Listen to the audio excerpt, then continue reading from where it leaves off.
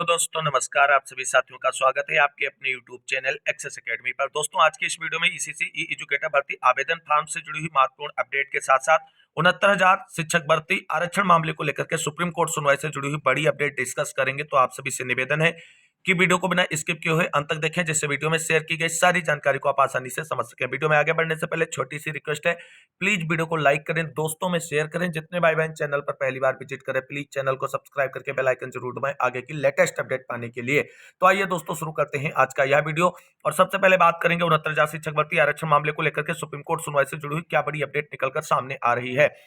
दोस्तों जैसा कि आप सभी लोग जानते हैं 69,000 शिक्षक भर्ती आरक्षण मामला सुप्रीम कोर्ट में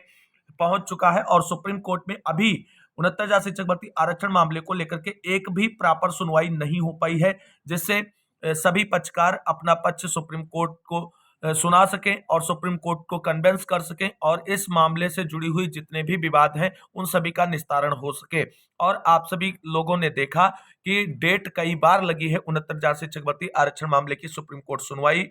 के लिए, लेकिन प्रॉपरली सुनवाई नहीं हो पाई है। अब 69,000 शिक्षक भर्ती आरक्षण मामले को लेकर के फाइनली सुप्रीम कोर्ट सुनवाई से जुड़ी हुई बड़ी अपडेट निकलकर सामने आ रही है, जो कहीं ना कहीं इस मामले से जुड़े हुए सभी पक्षकारों के लिए राहत भरी खबर है। क्योंकि आप सभी लोगों ने देखा था कि अभी तक किसी बेंच में मामला सुना जा रहा था, किसी दिन किसी बेंच में मामला सुनने के लिए लिस्टेड हो रहा था। उस मामले को निस्तारित करते हुए सुप्रीम कोर्ट की तरफ से बेंच चेंज करते हुए रेगुलर सुनवाई के लिए बेंच तय कर दी गई है और अब 69,000 शिक्षक भर्ती आरक्षण मामला जो है वो सुप्रीम कोर्ट के अंदर प्रॉपरली सुना जाएगा और इसका निस्तारण बहुत जल्द देखने को मिलेगा। अब मामला जब सुप्रीम कोर्ट की तरफ से डिसाइड करने के लिए रेगुलर सुनवाई के लिए तय कर दिया गया है, तो अब सभी पक्षकारों की जिम्मेदारी बनती है कि अपने अपने अधिवक्ताओं की मजबूत ब्रीफिंग प्रक्रिया के साथ साथ अच्छे से पैरवी सुप्रीम कोर्ट में करें, जिससे आरक्षण मामला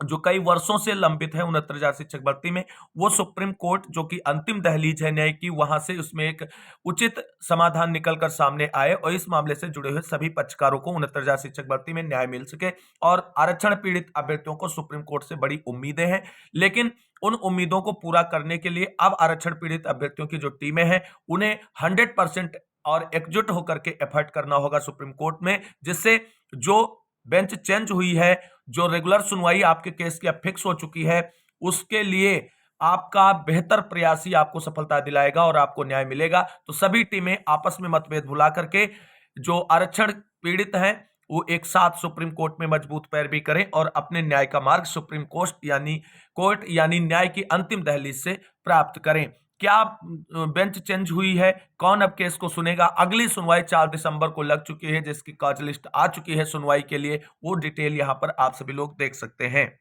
तो दोस्तों यहां पर आप सभी लोग देख सकते हैं कि diary number 38,554/2024 Ravi Kumar Saxena versus state of UP के नाम से जो एसएलपी सुप्रीम कोर्ट में आरक्षण मामले को लेकर के लगी हुई है सुनवाई के लिए, और अन्य जो एसएलपीज हैं वो इसके साथ कनेक्टेड फॉर्म में बंच के रूप में सुनी जा रही हैं। और यहां पर आप सभी लोग देख सकते हैं ये आरक्षण मामले से संबंधित जो याचिका है वो सुप्रीम कोर्ट में 4 दिसंबर को सुनवाई के लिए लिस्टेड हो चुकी है। दोस्तों ये बड़ी अपडेट है और आपकी बार जो है honourable mister justice Dipankar Datta and honourable mister justice Sanjay Karol sir की बेंच में सीरियल नंबर 36 पर केस सुना जाएगा। तो ये यहाँ पर आप सभी लोग देख सकते हैं, पहले आप सभी का केस जो है दीपांकर दत्ता सर के साथ में प्रशांत कुमार मिश्रा सर की बेंच में सुना जा रहा था और इस बार प्रशांत कुमार मिश्रा सर को बेंच से रिमूव ऑन करते हुए संजय करोल सर को बेंच में रखा गया है और वो दोनों लोग मिलकर के यानी दीपांकर दत्ता और संजय करोल सर इस बेंच को आगे लीड करेंगे और 69,000 शिक्षक भर्ती आरक्षण पीड़ित अभ्यर्थियों के मैटर की सुनवाई अब दीपांकर दत्ता और संजय करोल सर की बेंच में होगी। केस सीरियल नंबर 36 पर सुनवाई के लिए लिस्टेड हो चुका है 4 दिसंबर को। अब दोस्तों इंपॉर्टेंट ये होगा, क्या 4 दिसंबर को 69,000 शिक्षक भर्ती आरक्षण मामले में सुनवाई होगी, पक्षों को सुना जाएगा या आगे की डेट दे दी जाएगी? तो दोस्तों जिस तरीके से केस सीरियल नंबर 36 पर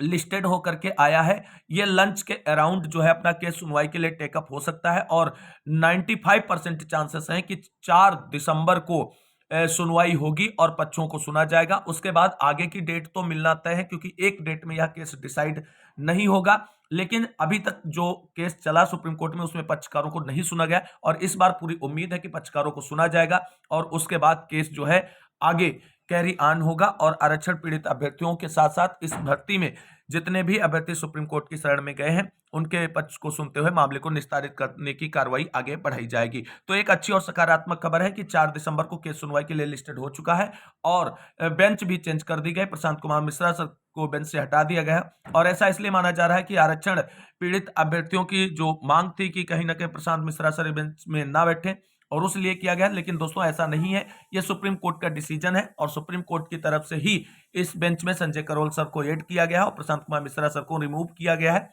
बाकी चीजें सकारात्मक होंगी। 4 दिसंबर की सुनवाई 69,000 शिक्षक भर्ती आरक्षण मामले में बहुत ही इंपॉर्टेंट रहने वाली, तो सभी साथी मजबूत पैरवी करें 4 तारीख को और केस को जल्द से जल्द निस्तारित कराते हुए, संबंधित मामलों को निस्तारित कराते हुए 69,000 शिक्षक भर्ती को कंप्लीट जो है कराने का प्रयास करें और यहां से सभी को न्याय मिलेगी इस उम्मीद में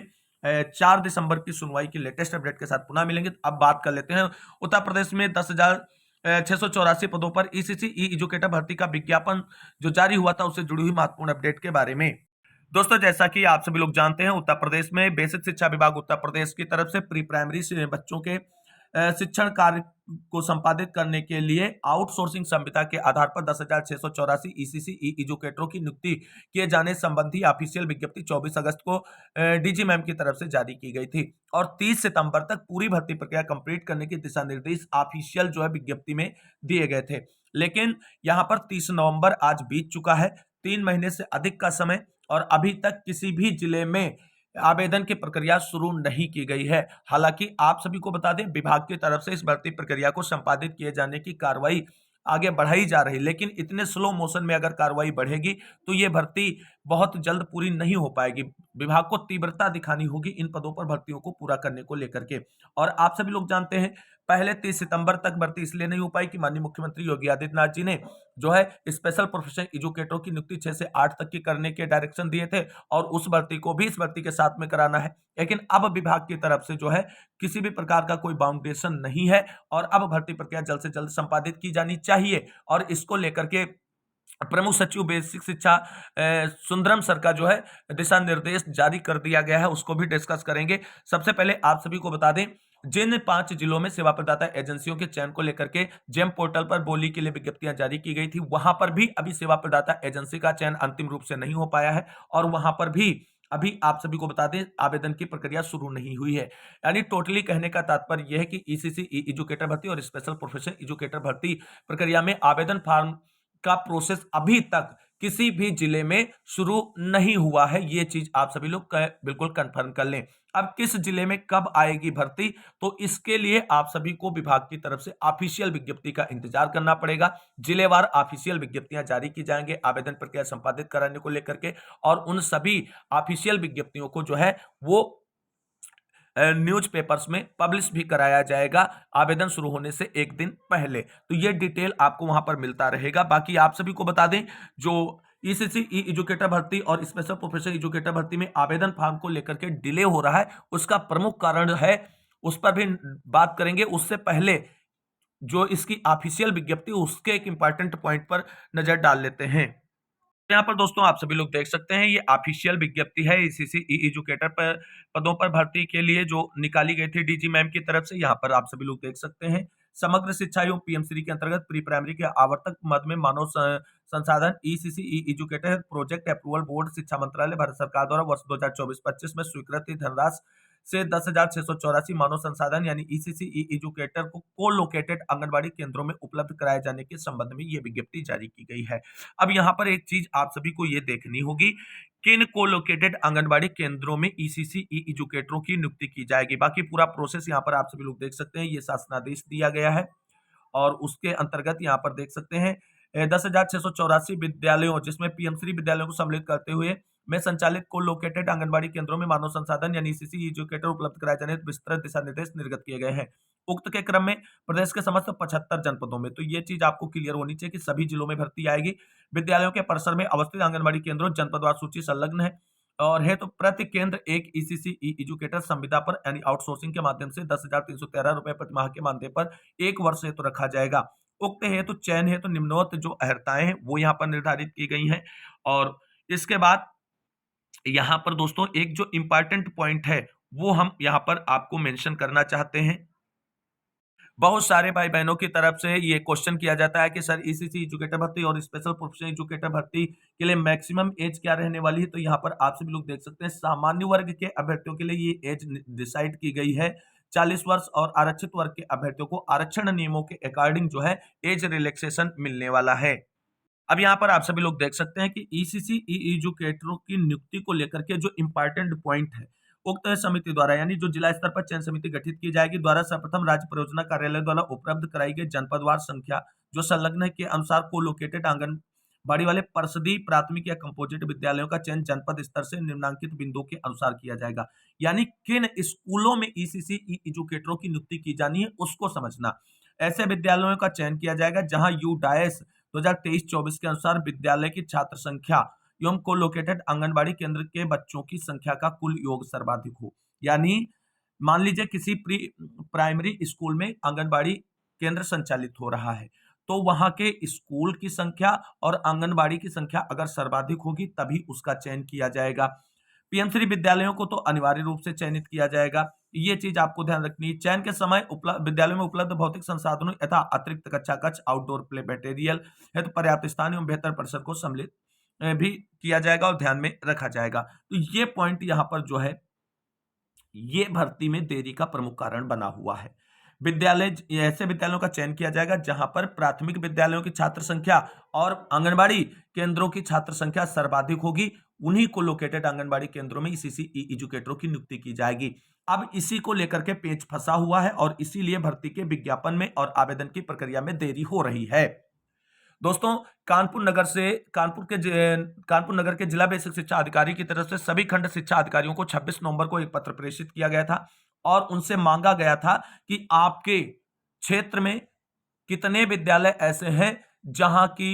प्राथमिक विद्यालयों की और कोलोकेटेड आंगनबाड़ी केंद्रों की छात्र संख्या अधिक है। इसका सीधा सा तात्पर्य है कि उत्तर प्रदेश में अभी बहुत सारे ऐसे जिले हैं जहां पर जिले स्तर पर अधिक छात्र संख्या वाले प्राथमिक विद्यालय कोलोकेटेड आंगनबाड़ी केंद्रों का डाटा कलेक्ट नहीं किया जा सका है और ये डाटा जब तक कलेक्ट नहीं होगा तब तक वहां पर आवेदन की प्रक्रिया कैसे शुरू होगी, क्योंकि पता ही नहीं चलेगा कि हमें किन विद्यालयों में ईसीसी एजुकेटर की नियुक्ति करनी है। और इसको पूरा कराने को लेकर के बीएसए की तरफ से सभी खंड शिक्षा अधिकारियों को मात्र 1 दिन का समय दिया गया था और कहा गया था कि इस बाबत एक पूरा डिटेल जानकारी जो हमें 1 दिन के अंदर उपलब्ध कराने का कष्ट करें। और ऐसे में 26 नवंबर को ही खंड शिक्षा अधिकारियों की तरफ से जो है जानकारी उपलब्ध करा दी गई थी। और इस तरीके की प्रक्रिया मात्र कानपुर नगर में नहीं दोस्तों, कई ऐसे जिले हैं जहां पर अभी ये प्रोसेस कंप्लीट नहीं किया गया है और जैसे जैसे प्रोसेस में डिले होगा, आवेदन प्रक्रिया में डिले होगा, इंतजार हम सभी का बरकरार रहेगा।